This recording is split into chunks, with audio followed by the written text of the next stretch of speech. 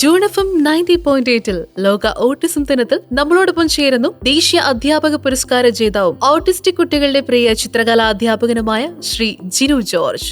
നമസ്കാരം. June FM 90.8 എല്ലാ പ്രിയ ശ്രോതാക്കളെയും ഈ ഒരു സ്പെഷ്യൽ പ്രോഗ്രാമിലേക്ക് സ്വാഗതം ചെയ്യാൻ കേട്ടോ. അപ്പൊ നമ്മൾ ഇന്ന് ലോക ഓട്ടിസം അവബോധ ദിനം ആചരിക്കുന്ന ഒരു ദിവസമാണ്. അപ്പോൾ ഈ ഒരു ദിവസം വളരെ സ്പെഷ്യൽ ആയിട്ട് നമ്മളോടൊപ്പം ഒരാളുണ്ട്. നാഷണൽ അവാർഡ് വിന്നർ കൂടിയായിട്ടുള്ള ഒരു അധ്യാപകനാണ്. പ്രത്യേകം എടുത്തു പറയുകയാണെങ്കിൽ നമ്മുടെ ജിനു ജോർജ് സാറാണ് കേട്ടോ. അപ്പോൾ സാറ് ചിത്രകലാ അധ്യാപകനാണ്. അപ്പോൾ സ്കൂളിൽ തൻ്റെ കുട്ടികൾക്ക് അറിവ് പകർന്നു കൊടുക്കുന്നതിനൊപ്പം തന്നെ ഓട്ടിസം ബാധിതരായിട്ടുള്ള ഒരുപാട് കുട്ടികൾക്ക് ചിത്രരചന പറഞ്ഞു കൊടുക്കുന്ന സെക്ഷൻസ് എടുക്കുന്ന ഒരാളാണ്. ഇപ്പം നമ്മൾ എപ്പോഴും പറയും നിറങ്ങൾക്കും കലകൾക്കും ഒക്കെ വലിയൊരു ചേഞ്ച് മനുഷ്യ മനസ്സുകൾ ഉണ്ടാക്കാൻ സാധിക്കും എന്നുള്ളത്. അപ്പൊ അത് പ്രാവർത്തികമാക്കുന്ന കുട്ടികളുടെ പ്രിയ അധ്യാപകൻ ജിനു സാറാണ് നമ്മുടെ കൂടെയുള്ളത്. സാർ നമസ്കാരം. നമസ്കാരം. യെസ്. അപ്പൊ സാർ നമ്മൾ ഇന്ന് ലോക ഓട്ടിസം അവബോധ ദിനം ആചരിക്കുന്ന ഒരു ദിവസമാണ്. അപ്പൊ സാറ് ഗസ്റ്റ് ആയിട്ട് ഇന്ന് നമ്മുടെ കൂടെ ഉണ്ട്. അതിൽ തന്നെ ഒരുപാട് സന്തോഷമുണ്ട് കേട്ടോ. ഒരുപാട് സന്തോഷം എനിക്കും. ഓക്കെ. അപ്പോൾ നമ്മൾ പലപ്പോഴും പറയാറുണ്ട് ഓട്ടിസം ഉള്ള ഒരു വ്യക്തിക്ക് ചിത്രരചന പോലുള്ള കലയിലൊന്നും അത്ര ഒരു എന്താ പറയുന്നത് പ്രാഗൽഭ്യം തെളിയിക്കാനോ അല്ലെങ്കിൽ വലിയൊരു രീതിയിലേക്ക് കൊണ്ടുവരാനോ ഒന്നും സാധിക്കില്ല എന്നുള്ളത്. അപ്പൊ ചിത്രകലാ അധ്യാപകനായിട്ടുള്ള നമ്മുടെ ഓട്ടിസം ബാധിച്ച ഒരുപാട് പേർക്ക് ട്രെയിനിങ് നൽകുന്ന സാറിന് ഇതിനൊരു ഉത്തരം എന്തായിരിക്കും നൽകാനുള്ളത്? നമ്മുടെ മനുഷ്യർക്ക് സ്വാഭാവികമായിട്ട് അങ്ങനെ ഒരു ചിന്താഗതി ഉണ്ട്.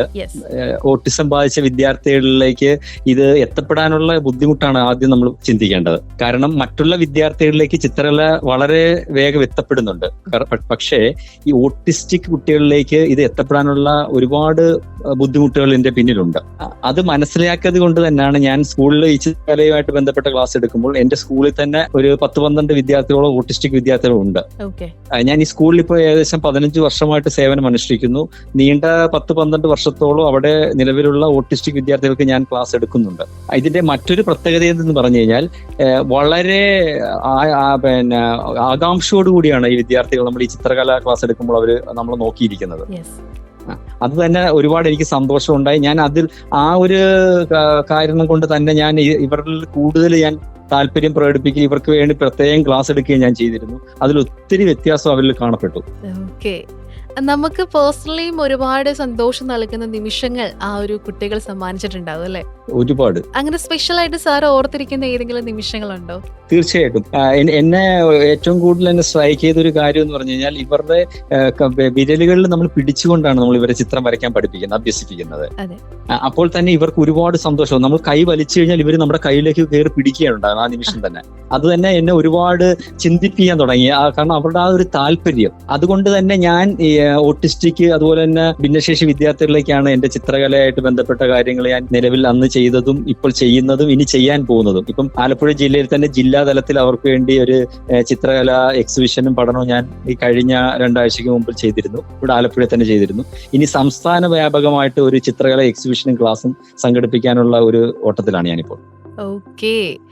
അപ്പോ ഫ്യൂച്ചറിലേക്കും ഒരുപാട് പദ്ധതികൾ നമ്മുടെ കുട്ടികൾക്കായിട്ട് സാറ് ഇങ്ങനെ പ്ലാൻ ചെയ്ത് വെച്ചിട്ടുണ്ടല്ലേ? അതെ, തീർച്ചയായിട്ടും. കാരണം ഞാൻ ദേശീയ അധ്യാപക അവാർഡ് 2024 ഞാൻ മേടിക്കാൻ ചെല്ലുമ്പോൾ തന്നെ രാഷ്ട്രപതി ഞങ്ങളോട് പറഞ്ഞ ഒരു കാര്യം, നമ്മൾ ഏത് മേഖലയിലാണോ ആ മേഖലയിൽ തുടർന്ന് പ്രവർത്തനങ്ങൾ കാഴ്ചവെക്കണമെന്നുള്ള ഒരു കാര്യം ഞാൻ എന്റെ മനസ്സിൽ ഇപ്പോഴും ഓർക്കുകയാണ്. കാരണം എന്റെ ചിന്താഗതി അത് തന്നെയാണ്. കല എത്തപ്പെടാത്ത ഇടങ്ങളിലേക്ക് എത്തിക്കുക എന്നുള്ളതാണ് എന്റെ ഇനിയുള്ള മുന്നോട്ടുള്ള എന്റെ ലക്ഷ്യം. അപ്പം അതുപോലെ തന്നെ പ്രത്യേകിച്ച് ഈ ആദിവാസി അങ്ങനെയുള്ള സ്ഥലങ്ങളിൽ, അതുപോലെ തന്നെ ഇങ്ങനെ ഓട്ടിസ്റ്റിക് വിദ്യാർത്ഥികൾ, ഭിന്നശേഷി വിദ്യാർത്ഥി അങ്ങനെയുള്ള സ്ഥലങ്ങളിലേക്ക് ഇത് എത്തപ്പെടുന്നില്ല എന്നുള്ളതാണ്. പക്ഷെ മറ്റൊരു കാര്യം എന്നെ ചിന്തിപ്പിച്ചത്, ഇവരിൽ നമ്മൾ ഉദ്ദേശിക്കുന്ന ഒരുപാട് കഴിവ് ഇവർക്കുണ്ട്. നമ്മൾ ഉദ്ദേശിക്കുന്നതിനപ്പുറം കഴിവ് ഇവർക്കുണ്ട്. നമ്മളത് അവർക്ക് അതിനു വേണ്ടിയുള്ള ക്ലാസ്സുകൾ കൊടുത്താൽ മാത്രം മതിയാവും. അപ്പോൾ അതിനൊരു മീഡിയം ആയിട്ടാണ് സാർ ഇന്ന് ആ കുട്ടികൾക്കായിട്ട് നിലനിൽക്കുന്നത്. ജിനു സാറ് പറഞ്ഞൊരു കാര്യമുണ്ട്, ഓരോ കുട്ടികൾക്കും ഡിഫറെൻ്റ് ആയിട്ടുള്ള താല്പര്യങ്ങളാണ് ഉള്ളത് എന്നുള്ളത്. അപ്പോൾ ഏതൊരു വിഷയം നമ്മൾ പഠിപ്പിക്കുമ്പോഴും അധ്യാപകർക്ക് ഏറ്റവും വലിയൊരു വെല്ലുവിളിയും ഈ കുട്ടികളുടെ ഒരു ഡിഫറൻസ് ആണ്. അപ്പോൾ നമ്മുടെ കുട്ടികളെ ഈ ഒരു ചിത്രരചന പഠിപ്പിക്കുമ്പോൾ സാറിന് എന്തെങ്കിലും ഒരു വെല്ലുവിളി പോലെ ഫീൽ ചെയ്തിരുന്നു നമ്മൾ ഒരു ബിഗിനിങ് സ്റ്റേജിലൊക്കെ? ഒരിക്കലും ഇല്ല. എനിക്ക് അങ്ങനെ ഒരു കാര്യമേ സംഭവിച്ചിട്ടില്ല. കാരണം ഇവര് എനിക്ക് തോന്നുന്നത് ഒരു ഇവരിലേക്ക് ഞാൻ പറഞ്ഞില്ലേ, നമ്മൾ ഈ കല എത്തിക്കുമ്പോൾ തന്നെ ഇവരിൽ ഒരു വലിയൊരു മാറ്റം, കാരണം അവർ വേറൊരു ലോകത്ത് നിൽക്കുന്നതായിട്ട് എനിക്ക് തോന്നിയിട്ടുണ്ട്. എന്നെ സംബന്ധിച്ചുള്ള എനിക്ക് അങ്ങനെയാണ് ഒരു ചിന്താഗതി മാറിയത്. കാരണം ഞാൻ ഇവിടെ അധ്യാപകനായിട്ട് സേവനം അനുഷ്ഠിക്കുന്ന കാലം മുതൽ എനിക്ക് എന്നെ സംബന്ധിച്ചുള്ള ഞാൻ വേറിട്ട ചിന്താഗതിക്കാരനാണ്. കാരണം വ്യത്യസ്തമായി എന്ത് ചെയ്യാമെന്നുള്ളതാണ് എന്റെ മൊത്തത്തിൽ എന്റെ ഒരു കലാപരമായിട്ടുള്ള കാര്യങ്ങളെല്ലാം തന്നെ. അതിനകത്ത് ആദ്യം ഞാൻ ചെയ്തൊരു പ്രവർത്തനം കോവിഡ് കാലഘട്ടത്തിൽ 2020 കോവിഡ് കാലഘട്ടത്തിൽ സ്കൂളിന്റെ ചുവരില് 600 സ്ക്വയർ ഫീറ്റ് വലുപ്പത്തിൽ 118 ദിനരാത്രങ്ങളെടുത്ത് ഞാൻ ഒറ്റയ്ക്കൊരു വർക്ക് ചെയ്തു. അതിന്റെ ഒരു വ്യത്യസ്തമായ ഒരു ചിന്താഗതിയായിരുന്നു. ഈ ചിത്രങ്ങൾ കണ്ട് തന്നെ ഈ ഓട്ടിസ്റ്റിക് വിദ്യാർത്ഥികളെ ഞാൻ കൊണ്ടത് കാണിക്കുമ്പോൾ തന്നെ ഇവരെ ആശ്ചര്യത്തോടെ നോക്കുകയും അവർക്ക് വരയ്ക്കാനുള്ള ഒരു ടെൻഡൻസി കാണിക്കുകയും ചെയ്തതായിട്ട് എനിക്ക് തോന്നിയിട്ടുണ്ട് പലപ്പോഴും. അത് ആ 2021 കാലഘട്ടത്തിൽ ഞാനത് ചെയ്തതിന് എനിക്ക് ഉപരാഷ്ട്രപതി ശ്രീ വെങ്കയ്യ നായിഡുവിൽ നിന്ന് പ്രശംസാപത്രം ആദ്യമായിട്ട് എനിക്ക് ലഭിച്ചു. അതിനുശേഷം ചെയ്ത പ്രവർത്തനങ്ങളുമായിട്ട് വിലയിരുത്തിയാണ് ദേശീയ അധ്യാപക അവാർഡിലേക്ക് എനിക്ക് വന്നത്.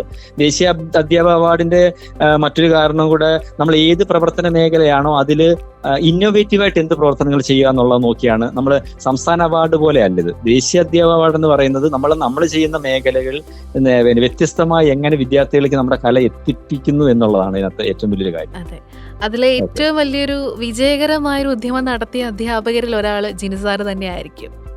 അതെ, തീർച്ചയായിട്ടും. കാരണം അതിനകത്ത് മറ്റൊരു പ്രത്യേകത എന്ന് പറഞ്ഞാൽ 50 അധ്യാപകർക്കാണ് ദേശീയ അധ്യാപക അവാർഡ് കൊടുക്കുന്നത്. അതിൽ കലാവിഭാഗത്തിൽ ഒരു അധ്യാപകന് കൊടുക്കും എല്ലാ വർഷവും. 2024 29 സ്റ്റേറ്റുകളിൽ നിന്ന് തെരഞ്ഞെടുത്ത ഏക അധ്യാപകനാണ്. ഓക്കെ സാർ, ഒരുപാട് സന്തോഷം. അപ്പോൾ ഈ ഒരു ചിത്രരചന ക്യാമ്പുകളെ കുറിച്ചൊക്കെ നമ്മൾ ചിന്തിക്കുമ്പോൾ ഈ ഒരു ആശയവിനിമയം നടത്താൻ പലപ്പോഴും ഓട്ടിസം ഉള്ള കുട്ടികൾക്ക് ബുദ്ധിമുട്ടായിരിക്കും. അപ്പോൾ അവർക്കൊരു കമ്മ്യൂണിക്കേഷൻ നടത്താനുള്ള മീഡിയമായിട്ട് ചിത്രരചന മാറുന്നതായിട്ട് സാറിന് തോന്നുന്നുണ്ടോ? തീർച്ചയായിട്ടും. ഒരുപാട് ഒരു നിറങ്ങളുടെ ലോകത്തേക്ക് അവരെ നമ്മൾ എത്തിക്കുന്ന ഒരു പ്രത്യേക ഒരു രീതിയാണ്. പക്ഷേ ഞാൻ പറഞ്ഞല്ലോ, കുറച്ച് റിസ്ക് ഉണ്ട് ഇതിനകത്ത്. നമ്മൾ ഇവരെ പിടിച്ചിരുത്തുന്നതും ഇവരിലേക്ക് എത്തിപ്പെടുന്നതും ചില റിസ്കുകളുണ്ട്. പക്ഷേ എനിക്ക് തോന്നുന്നു ഇത്രയും വർഷത്തെ എൻ്റെ ഒരു എക്സ്പീരിയൻസ് വെച്ചാണെന്ന് എനിക്ക് തോന്നുന്നു ഇവരിലേക്ക് ഞാൻ ഇത് ഫസ്റ്റ് ഞാൻ പറഞ്ഞില്ല, വിരലുകൾ പിടിച്ചുകൊണ്ട് തന്നെ രേഖാചിത്രങ്ങൾ വരച്ച് അതിനൊപ്പം തന്നെ ഇവരെ നിറങ്ങളിലേക്ക് എത്തിപ്പിക്കുന്നതും ഒരു ട്രാക്കിലൂടെയാണ് അത് പ്രത്യേകിച്ച് പോകുന്നത്. എനിക്ക് തോന്നുന്ന ഒരു എക്സ്പീരിയൻസിലൂടെയാണെന്ന് എനിക്ക് തോന്നുന്നു അങ്ങനെ എത്തപ്പെട്ടത്. അവർക്ക് മെന്റലിയും ഒരു ഫ്രീനെസ് നൽകുന്ന ഒരു ആക്ടിവിറ്റി ആയിട്ട് ചിത്രരചന മാറുന്നതായിട്ട് സാറിന് ഫീൽ ചെയ്തിട്ടുണ്ടോ? ശരിക്കും തീർച്ചയായിട്ടും എനിക്ക് അത് അനുഭവപ്പെട്ടിട്ടുണ്ട്. സാധാരണ നമുക്ക് സ്കൂളിൽ ഒരു 40 മിനിറ്റ് ആണ് ഒരു പീരീഡ് വരുന്നത്. പക്ഷെ ഈ വിദ്യാർത്ഥികളെ സംബന്ധിച്ചിടത്തോളം 40 മണിക്കൂറുകൾ വേണമെങ്കിലും ഇതിന് ചെലവഴിക്കാൻ വേണ്ടി ഇവർ തയ്യാറായിട്ടാണ് എനിക്ക് തോന്നുന്നത്. ഓക്കെ, ഇപ്പൊ ഇങ്ങനെ അവർ പഠിക്കുമ്പോൾ ഏറ്റവും അധികം എക്സൽ ചെയ്യുന്ന ഒരുപാട് കുട്ടികൾ ഉണ്ടാവുമല്ലോ. അപ്പൊ അവർക്ക് ഇന്ന് നമ്മുടെ സംസ്ഥാന തലത്തിലാണെങ്കിലും ദേശീയ തലത്തിലാണെങ്കിലും മത്സര ഇനങ്ങളിലേക്ക് നോക്കുമ്പോൾ അവസരങ്ങൾ ഇന്ന് ഉണ്ടെന്ന് സാറിന് തോന്നുന്നുണ്ടോ? ഒരിക്കലുമില്ല. ഞാൻ പറഞ്ഞില്ല, എനിക്ക് എന്റെ ഒരു അഭിപ്രായത്തിൽ എനിക്ക് ഇതിന് പ്രാധാന്യം കൊടുക്കുന്നില്ല എന്നാണ് എനിക്ക് തോന്നുന്നത്. വേണ്ടത്ര പ്രാധാന്യം ഇവരിലേക്ക് എത്തപ്പെടുന്നില്ല എന്ന് എനിക്ക് പലപ്പോഴും തോന്നിയിട്ടുണ്ട്. ഇപ്പം ഞാൻ ആലപ്പുഴ ജില്ലയിൽ ഇങ്ങനെ ഒരെണ്ണം ചെയ്തു. ഇനി ഞാൻ സംസ്ഥാന തലത്തിൽ ഈ സംസ്ഥാന തലത്തിലൊന്നും എന്റെ അറിവിൽ സംസ്ഥാന തലത്തിൽ ഭിന്നശേഷി കുട്ടികൾ അല്ലെ ഓട്ടിസ്റ്റിക് കുട്ടികൾക്കൊരു സംസ്ഥാനതല ചിത്രരചന ക്ലാസ്സോ അല്ലെ ചിത്രരചന എക്സിബിഷനോ നടത്തിയിട്ടില്ല. അതിനകത്തൊരു സംശയമില്ല. പക്ഷേ അത് ഞാൻ നടത്തും. അതാണ് എന്റെ അടുത്ത ഒരു ഊഴം. ഞങ്ങൾ വെയിറ്റിംഗ് ആണ് കേട്ടോ, കാരണം ഇത്തരത്തിലുള്ള മാറ്റങ്ങളാണ് നമ്മൾ ആഗ്രഹിക്കുന്നത്. അതെ അതെ അതെ അതെ ഞാൻ പറഞ്ഞില്ല, ഒരുപാട് കാര്യങ്ങൾ ഞാൻ പറഞ്ഞില്ല. എന്നെ സംബന്ധിച്ചുള്ള ചിത്രകല അധ്യാപന എന്ന നിലയിൽ ഞാൻ ഒരുപാട് വേറിട്ട് ചിന്താഗതിയുള്ള ഒരു അധ്യാപകനാണ്. എനിക്ക് ഞാൻ പറഞ്ഞല്ലോ, ചില കാര്യങ്ങളൊക്കെ നമ്മളെ ചിന്തിപ്പിക്കും. കാരണം ബുദ്ധന്റെ ഒരു വാക്കുണ്ട്, നമ്മൾ എന്തിനാണോ നമ്മൾ ഇവിടെ ജനിച്ചത് ആ നമ്മുടെ ദൗത്യം പൂർത്തീകരിച്ചിട്ട് നമ്മൾ ഇവിടുന്ന് പോകും. ഒന്ന്. രണ്ടാമത്, നമ്മൾ ഒരു മനുഷ്യൻ എത്ര നാൾ ജീവിച്ചു എന്നുള്ളതല്ല, എങ്ങനെ ജീവിച്ചു. ഇതൊക്കെ എന്നെ ചിന്തിപ്പിച്ചിട്ടുണ്ട് ഒരുപാട്. എത്ര നാൾ ജീവിച്ചു എന്നുള്ളത്, നമ്മൾ ജീവിക്കുന്ന കാലം നമുക്ക് എന്താണോ നമ്മളിലുള്ള കഴിവ്, അല്ലെ നമ്മൾ എന്താണോ നമ്മൾ ഏർപ്പെടുത്തിയിരിക്കുന്ന അതിന്റെ മാക്സിമം തലങ്ങളിലേക്ക് എത്തുക എന്നുള്ളതാണ്. ഇപ്പം ഒരു തൂപ്പുകാരനായാലും നല്ല തൂപ്പുകാരനാകുക എന്നുള്ളൊരു ചൊല്ലുണ്ട്, അല്ലെ? അപ്പം ചെയ്യുന്ന ജോലി എന്താണെങ്കിലും അതിന്റെ മാക്സിമം എവിടൊക്കെ ചെയ്യാം, അല്ലെ എവിടൊക്കെ എത്തിക്കാം എന്നുള്ളതാണ്. അതിലെനിക്ക് ഞാൻ നോക്കിയിട്ട് സാധാരണ വിദ്യാർത്ഥികളിലേക്ക് ചിത്രകല എത്തപ്പെടുക എന്നുള്ളത് ഒരു വിഷയമല്ല, അത് എത്തും. പക്ഷെ ഇവിടെ എത്തിക്കുക എന്നുള്ളതാണ് നമ്മുടെ ഏറ്റവും വലിയ ഒരു ചലഞ്ച്. അപ്പൊ അവിടെ എത്തിക്കുക എന്നുള്ളതാണ് ഇതിനകത്ത് ഏറ്റവും വലിയ ഒരു കാര്യം. അതുപോലെ തന്നെ കലയുടെ കാര്യം ചോദിച്ചുകൊണ്ടാണ് ഞാൻ പറഞ്ഞ ഈ ചിത്രകല എന്ന് പറഞ്ഞ ഒരു സംഭവം കലയിലെ 64 കലകൾ രൂപപ്പെട്ടതിൽ ഏറ്റവും ഒന്നാം സ്ഥാനത്ത് നിൽക്കുന്നതും ചിത്രകല തന്നെയാണ്. അതിനകത്ത് ഒരു സംശയവും വേണ്ട. കാരണം അതിന്റെ 2 വാക്കൂടെ ഞാൻ പറയാം. ചിത്രകല ഒന്നാം സ്ഥാനത്ത് നിൽക്കാനുള്ള ഒരു കാര്യം എന്ന് പറയുന്നത് നമ്മുടെ ചുറ്റുവട്ടത്ത് ഏതൊരു വസ്തു നോക്കിയാലും, ഇപ്പം നമ്മൾ ഇട്ടിരിക്കുന്ന വസ്ത്രമാണെങ്കിലും, നമ്മൾ നിൽക്കുന്ന ഭവനമാണെങ്കിലും, അല്ലെങ്കിൽ നമ്മൾ ഉപയോഗിക്കുന്ന മൊബൈൽ, ഇപ്പൊ ഉപയോഗിച്ചുകൊണ്ടിരിക്കുന്ന മൊബൈൽ ആണെങ്കിൽ പോലും എന്തിന്റെ പ്രൊഡക്ഷന്റെ ആദ്യം അതിന്റെ രേഖാചിത്രങ്ങൾ മാത്രമാണ് അല്ലെ. അതിനുശേഷം മാത്രമേ ഇത് ഉപയോഗിക്കുക. അങ്ങനെ ഈ തുടക്കത്തിൽ ഇങ്ങനൊരു എവിടെ നോക്കിയാലും ഈ ചിത്രകല ഒഴിച്ചുകൂടാത്ത ഒരു സംഭവങ്ങളില്ല. ഞാൻ പറഞ്ഞ പഠിക്കുന്ന നമ്മുടെ അക്ഷരങ്ങളിൽ പോലും ചിത്രങ്ങളുണ്ട്, ഓരോ സബ്ജക്റ്റിലും ചിത്രങ്ങളുണ്ട് ഇല്ലേ. കാരണം എന്നെ ദേശീയ അധ്യാപക അവാർഡിൽ അവർ ചോദിച്ച അവസാന ഒരു ചോദ്യം ഞാൻ ഇപ്പോൾ എന്റെ മനസ്സിലേക്ക് ഓർത്തു വന്നത്. അവർ ചോദിച്ച ചോദ്യം, താങ്കൾ ചിത്രകല അഭ്യസിപ്പിക്കുന്നതിൽ വിദ്യാർത്ഥികൾക്ക് എന്ത് മേന്മയാണെന്നാണ് അവരെന്നോട് ചോദിച്ച ചോദ്യം. അതിന് കൊടുത്തൊരു മറുപടി ഇതേ ഉള്ളായിരുന്നു, നമ്മുടെ ഏത് സബ്ജക്ട് എടുത്താലും ചിത്രകല ഒഴിച്ചുകൂടാൻ പറ്റില്ല, അവരുടെ ഉപരിപഠനത്തിനും ഇത് അത്യന്താപേക്ഷിതമാണ് അല്ലെ. അപ്പോൾ അതുകൊണ്ട് തന്നെയാണ് കലയിൽ ഒന്നാം സ്ഥാനം ചിത്രം. മറ്റുള്ള ഏത് കലയ്ക്ക്, ഇപ്പൊ സംഗീതം അല്ലെ മറ്റുള്ള കലകളൊക്കെ എടുത്താലും അതിനൊക്കെ ഒരു പ്രത്യേക സാഹചര്യങ്ങൾ മാത്രം നമുക്ക് ആവശ്യമുള്ളൂ. പക്ഷെ ഇതല്ല, ഇത് എന്തെടുത്താലും നമുക്ക് ഒഴിച്ചുകൂടാൻ മേലാത്തൊരു മേഖലയാണ് ചിത്രകല. അതിൻ്റെതായ ഒരു സ്ഥാനം തന്നെയുണ്ട്. യെസ്, തീർച്ചയായിട്ടും. അപ്പൊ ഈ ഒരു സമയത്ത് നമ്മൾ ഓട്ടിസം ദിനം ആചരിക്കുന്ന ഈ ഒരു ദിവസം ഓട്ടിസം ബാധിച്ച കുട്ടികളെ കലാപരമായിട്ടുള്ള കഴിവുകളെ പലപ്പോഴും പാരന്റ്സ് ഇങ്ങനെ തിരിച്ചറിയാനും പ്രോത്സാഹിപ്പിക്കാനും ഒക്കെ ഒരു വൈകുന്നുണ്ട്, അല്ലെങ്കിൽ പലപ്പോഴും അവർ തിരിച്ചറിയാതെ പോകുന്നുണ്ട്.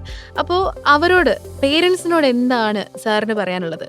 പേരൻസിനോട് എനിക്ക് പറയാനുള്ളത്, ഓട്ടിസ്റ്റിക് ബാധിച്ച വിദ്യാർത്ഥികളല്ല തന്നെ മറ്റുള്ള മാതാപിതാക്കളോട് ഞാൻ പറയാനുള്ള കാര്യം, വിദ്യാർത്ഥി ആയിരിക്കെ തന്നെ, ഞാനും ഈ ഒരു പൊസിഷനിൽ എത്തി അത് തന്നെയാണ്. എന്റെ മാതാപിതാക്കൾ എനിക്ക് തന്ന പ്രചോദനമാണ്.